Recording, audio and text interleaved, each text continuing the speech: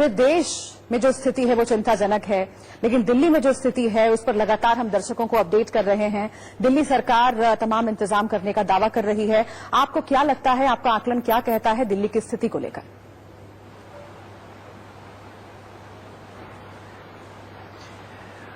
जी, जितने India news देख रहे हैं लोग, सबको मेरा नमस्कार। आज हम लोगों ने मुख्यमंत्री जी के साथ दिल्ली के सभी सांसदों ने एक मीटिंग करी है और जो समस्याएं खासतौर से दिल्ली में आ रही हैं उससे सीएम साहब को अवगत भी कराया। अच्छी मीटिंग हुई।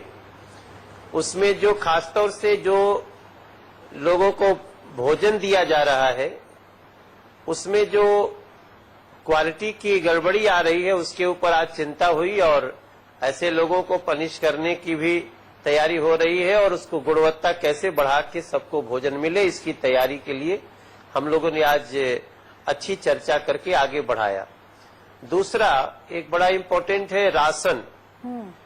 केंद्र सरकार ने ये डिसाइड किया है कि पूरे दिल्ली में जिनका राशन कार्ड नहीं है उनको भी राशन कार्ड मिलेगा और वो कल से मिलना शुरू हो गया है। लेकिन उसमें एक दिल्ली सरकार ने एक नियम लगाया है कि एक लिंक है जिसपे अपना जानकारी देके ई कूपन लेना है। वो सर्वर बिल्कुल बंद हो गया है, तो उसके ऊपर भी आज हमने चिंता करी है। थोड़ा लोग धैर्य रखें। हर बिना राशन कार्ड वाले को भी राशन कार्ड देना इस समय हमारी केंद्र सरकार की जो प्रतिबद्धता है वो दिल्ली सरकार के साथ मिलकर के पूरी हो रही है। और बाकी तो अभी जैसे मैं कुछ लोगों को पर्सनल अपने लेवल पे राशन भेजा हूँ वो भी चल रहा है। ये सब सारी ठीक है, लेकिन मेरी प्रार्थना है अच्छी जानकारी दी मनोज जी कि आप उन लोगों के लिए लगातार कंसर्न है, बताएं जो मजदूर तबके के लोग हैं और लगातार जो पूर्वांचल के लोग हैं खासतौर से उनकी खबरें हम दिखाते रहे हैं। बड़ी संख्या में लोग अपने घरों को लौटे भी हैं, लेकिन अभी भी बहुत सारे लोग दिल्ली में हैं जिनके सामने खाने पीने की समस्या है। आप अगर उस समस्या को उठा रहे हैं और उनके लिए बंदोबस्त करने की कोशिश कर रहे हैं, इस पर मैं आगे भी बात करूंगी। लेकिन एक और बहुत बड़ा मसला है जिसका जिक्र बार बार दिल्ली सरकार की ओर से जब भी प्रेस कॉन्फ्रेंस हुई तो उसमें कहा गया, और वो है तबलीगी जमात का मसला। दिल्ली में अगर मामले इतनी तेजी से बढ़े हैं तो उसका एक बड़ा कारण तबलीगी जमात की जो लापरवाही है वो भी रही है। अब आप इसको कैसे देखते हैं? और अभी भी हम देख रहे हैं कि देश के अलग अलग इलाकों में जमात के लोगों में संक्रमण पाया जा रहा है और उनसे दूसरों में फैल रहा है। आपको लगता है कि इस पर और स्ट्रिक्ट एक्शन अब लिया जाना चाहिए?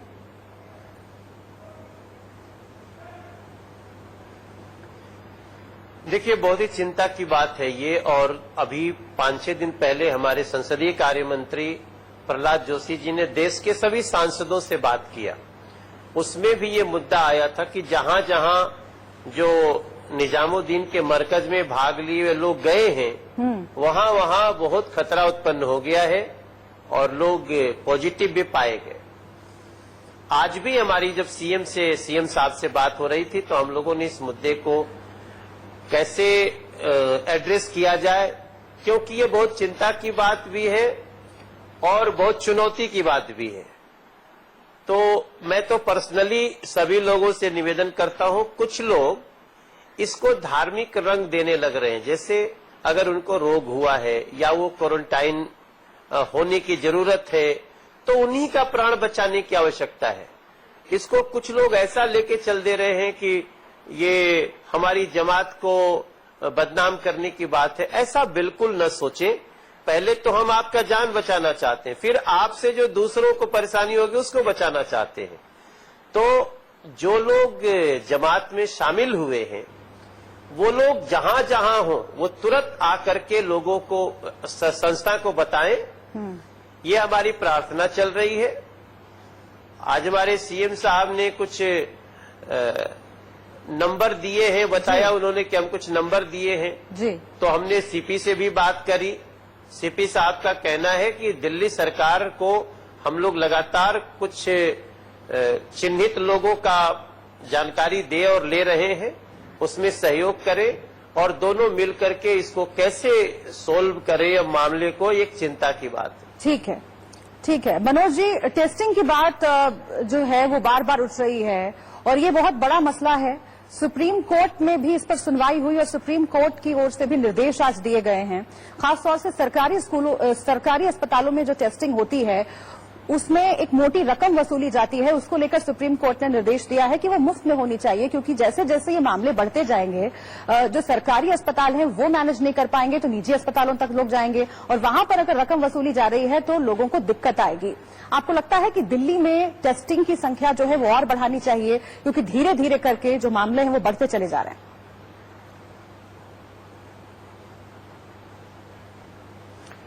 निश्चित रूप से टेस्टिंग की व्यवस्था बड़े स्तर पे होनी चाहिए और इस समय तो फी नहीं लेना चाहिए। हाँ। अब देखिए, हम सांसदों ने साल भर का 30% वेतन कटौती कर दी। हमने 2 साल का सांसद का फंड सब कुछ इस कोरोना वायरस से लड़ने में लगा दिया। तो इस समय ये समाज के लिए आवश्यक है कि ये टेस्टिंग को फ्री किया जाए। जिन लोगों ने नहीं किया हो वो उसको जो तुरंत करे और ज्यादा से ज्यादा जो लोग चल के आ रहे हैं कि हमारे को सिम्टम लग रहा है उनका तुरंत टेस्ट होना ही चाहिए, तभी हम इस पे विजय पा सकते हैं। और दिल्ली के अस्पतालों में जो व्यवस्था है उसको लेकर आपका आकलन क्या कहता है, क्योंकि आप लगातार विपक्ष में होने के नाते सरकार से भी संपर्क में होंगे, अस्पतालों से भी संपर्क में होंगे, वहां पर जिस तरह की व्यवस्था उपलब्ध कराई जा रही है और खासतौर से जो कोरोना वॉरियर्स हैं, जो डॉक्टर्स हैं, उनको जो प्रोटेक्शन किट्स उपलब्ध किए जाते हैं, क्या आपको लगता है उसमें और बढ़ोतरी होनी चाहिए? अभी जो व्यवस्था है उससे कितनी सुधार की जरूरत है?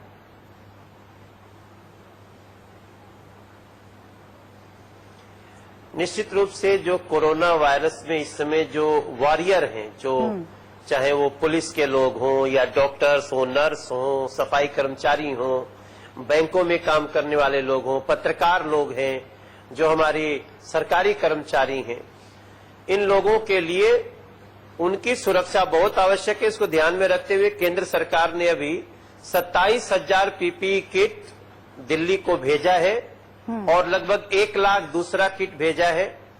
किट की कमी नहीं होने दी जाएगी।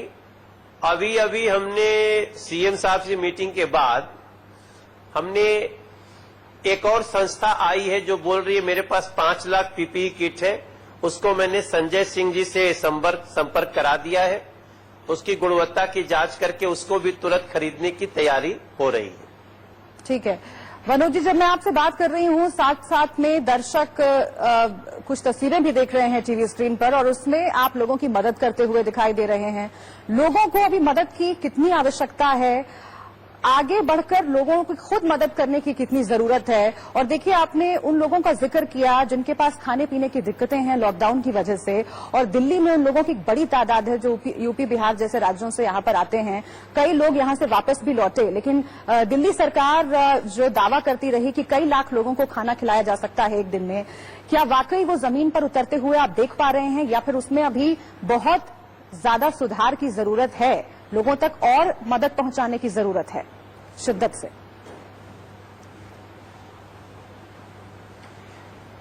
बहुत सुधार की जरूरत है। हाँ। अभी उस व्यवस्था को सुदृढ़ करने के लिए बहुत जमीन स्तर पे जाकर के उस व्यवस्था को सुदृढ़ करने की जरूरत है और इसीलिए हम लोगों को थैंक्स करना चाहिए उन समाज सेवी संस्थाओं का भी जिन्होंने इस समय बहुत बड़ी भूमिका अदा करी है और आगे भी वो कर रहे हैं। अब जैसे अभी आपके स्क्रीन पे जो वीडियो चल रहा होगा वो उसमें हमने 1.5 टन चावल, 1.5 टन आटा, आधा टन दाल, तेल, मसाले, ये सब हम सांसद लोग रोज ही लगभग रोज 1500 से 2000 लोगों को ऐसा भेज रहे हैं। और हम ही नहीं कर रहे हैं, और भी संस्थाएं कर रही होंगी।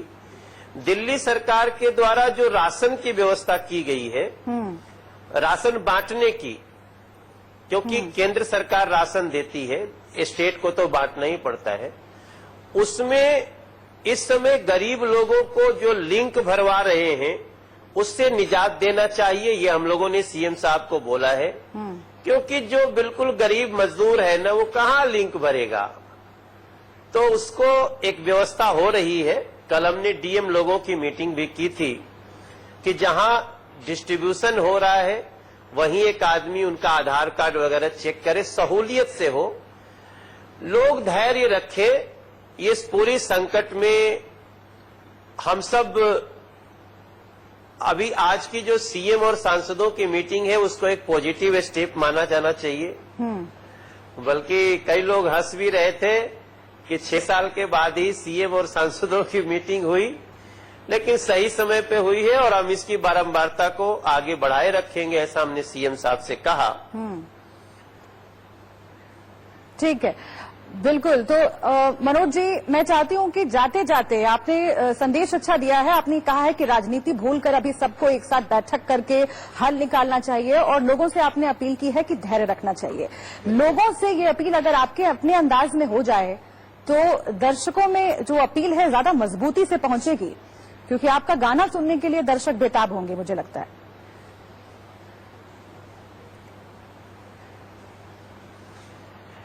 नहीं, अब तो संकट ऐसा है कि सुर भी हिल रहे हैं, लेकिन फिर भी मैं अक्सर आजकल जब कभी होता हूं सोशल मीडिया पे तो मैं एक लाइन जरूर कह रहा हूं जी। ऐ मेरे वतन के लोगों, है विश्व पे संकट भारी, कैसे हारेगा कोरोना, ये हम सब की है जिम्मेदारी। कोई लक्षण है न छुपाओ, डॉक्टर के पास तू जाओ, तुम थोड़ा हाथ बटाओ, सरकार को भी सहायता दे जाओ। क्या बात है मनोज जी। संकट समय में अपनी हर सब की है जिम्मेदारी, कैसे हारेगा कोरोना, ये सब की है जिम्मेदारी। ये हमारा निवेदन है, ये हमारी प्रार्थना है। धैर्य भी रखें और सहयोग भी करें। आपने अपने अंदाज में जो संदेश दिया है दर्शकों को, मुझे लगता है जरूर वो संदेश दर्शकों पर असर डालेगा, क्योंकि हम भी बार बार इंडिया न्यूज के दर्शकों से यही अपील कर रहे हैं कि धैर्य बनाए रखिए, लॉकडाउन का पालन करिए। मैं चाहती हूं कि जो पूर्वांचल के दर्शक आपको देख रहे हैं, क्योंकि एक बड़ी संख्या है इंडिया न्यूज के दर्शकों की जो भोजपुरी भाषा से ताल्लुक रखते हैं, और अगर आप उनसे भोजपुरी में संवाद करेंगे मनोज जी, तो मुझे लगता है कि ज्यादा बेहतर तरीके से वो कनेक्ट हो पाएगा। तो कुछ शब्द, कुछ लाइनें अगर आप भोजपुरी में कहें कि आखिर क्यों इस वक्त लॉकडाउन का पालन करना बहुत जरूरी है और कितना बड़ा ये संकट है कोरोना का।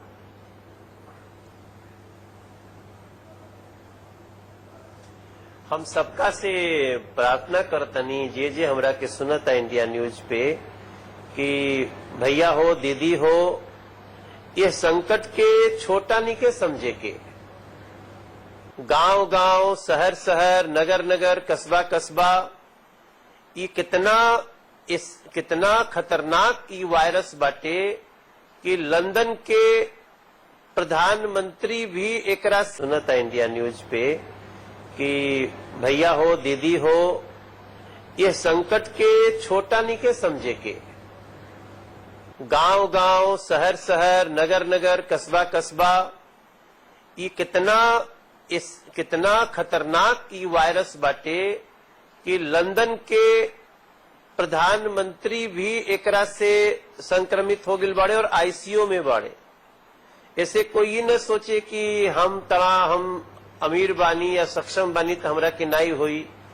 और जे लोग भी एकरा में सोशल डिस्टेंसिंग रखी, सुरक्षा रखे, सतर्कता रखे जी, एक दूसरे के संपर्क में न आकर के लॉकडाउन के पालन करे, एकरा से हमनी के कोरोना वायरस के हरावल जाई।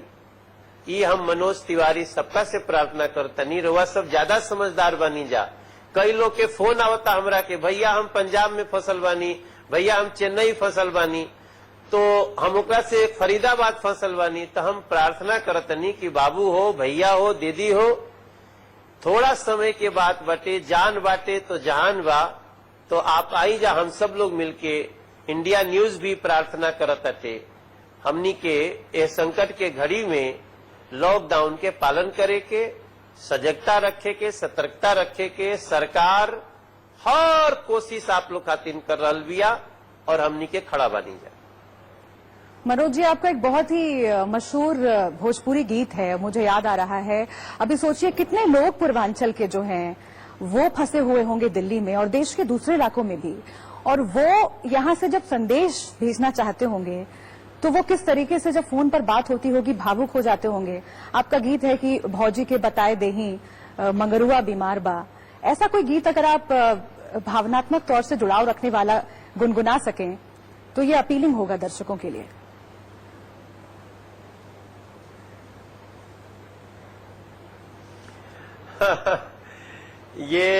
ये तो गाना एक फिल्म का गाना है, वो अपने सिचुएशन पे है जी, लेकिन आपने अच्छा याद दिलाया। हम सबका से ही कह सकीला कि दिल्ली से बोलत बानी समस्या बड़ी यार बा, दिल्ली से बोलत बानी ई कोरोना समस्या बड़ी यार बा, और चाची से बताए दीहा, चाची से दीदी से बताए दीहा, इस समय सतर्क रहे के बयार बा। सतर्क रहिए, सहयोग रहिए, सहयोग करिए, ये हमारी प्रार्थना बा।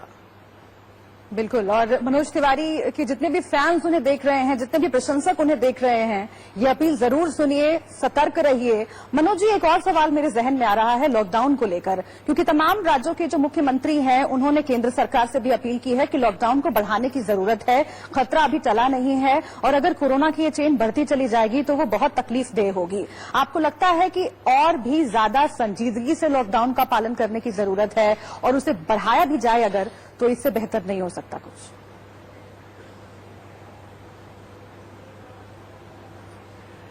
देखिए, हम लोग 14 तारीख तक तो लॉकडाउन है ही जी, लेकिन